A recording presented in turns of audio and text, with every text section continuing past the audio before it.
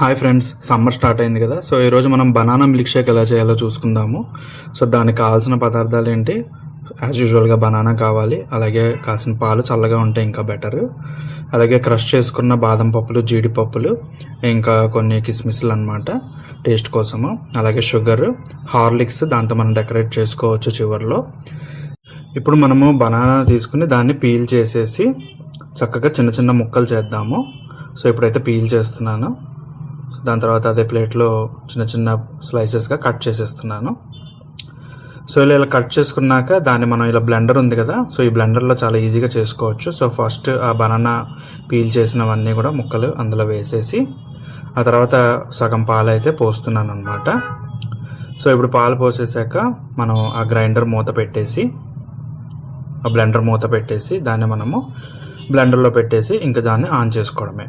ఒక 30 to 45 seconds అయితే మీరు రన్ చేయాల్సి వస్తుంది బ్లెండర్ని. సో చూస్తున్నారు కదా ఫ్రెండ్స్, సో ఇప్పుడు బ్లెండర్ కాసేపు రన్ చేశాక ఆఫ్ చేసి, సో ఇప్పుడు మనం తీసి చూద్దాము. సో ఇప్పుడు అది యాక్చువల్గా కొద్దిగా చిక్కగా వస్తే కనుక మనము ఇంకొన్ని పాలు ఉన్నాయి కదా అవి కూడా పోసేసి, ఇందాక షుగర్ వేయడం మర్చిపోయాను. సో షుగర్ ఒక 1.5 స్పూన్ ఆర్ 1 స్పూన్ వేయచ్చు. ఒకవేళ అరటిపండు తీయగా ఉంటే షుగర్ కూడా అవసరం లేదు. సో నేను కొద్దిగా షుగర్ వేసాను, అలాగే పాలు కూడా మిగతావి మిక్స్ చేసేస్తున్నాను అనమాట. మిక్స్ చేసి మళ్ళీ బ్లెండ్ చేస్తాను. సో ఇలా ఒక 30 సెకండ్స్ మళ్ళీ బ్లెండ్ చేసుకున్నాక చక్కగా మూత తీసేసి దాన్ని ఒక గ్లాసులో అయితే పోసేద్దాము. సో గ్లాసులో పోసేసాక దాన్ని ఇప్పుడు మనం డెకరేట్ చేద్దాం. సో ఇప్పుడు నేను గ్లాస్ తీసుకుని గ్లాస్లో milk shake, banana milk shake అయితే పోసేసాను. సో ఇప్పుడు ఏం చేస్తానంటే మనం క్రష్ చేసిన బాదం పప్పులు, జీడిపప్పులు ఉన్నాయి కదా అవి పైన అలా మీరు జల్లెల్లాగా చేయండి, జస్ట్ స్ప్రెడ్ చేయండి. సో అది చాలా బ్యూటిఫుల్గా కనిపిస్తుంది. అలా కిస్మిస్లు కూడా యాడ్ చేశాను. ఇప్పుడు మీరు కావాలంటే హార్లిక్స్ కూడా యాడ్ చేయొచ్చు. సో నేను హార్లిక్స్ ఏం చేస్తున్నాను అంటే ఒక చిన్న జల్లెడ తీసుకుని అందులో ఒక 1/2 స్పూన్ కానీ 1 స్పూన్ కానీ హార్లిక్స్ వేసి దాన్ని జస్ట్ అలా జల్లెడ పట్టండి.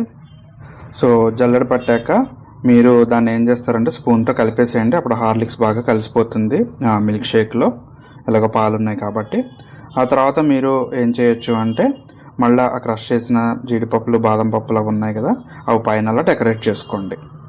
సో ఇది ఫ్రెండ్స్ బనానా మిల్క్ షేక్. ఈ సమ్మర్ అలా ఆల్రెడీ షేక్ చేయడం స్టార్ట్ చేసింది కదా. సో ఇలాంటి మిల్క్ షేక్స్ తాగి మీరు మీ ఆరోగ్యాన్ని కాపాడుకోండి. అలాగే వీడియో నచ్చినట్లయితే లైక్, షేర్, కామెంట్ చేయండి ఫ్రెండ్స్. అలాగే మన ఛానల్కి తప్పకుండా సబ్స్క్రైబ్ అవ్వండి. Thank you. మళ్ళీ ఇంకో వీడియోతో కలుసుకుందాం.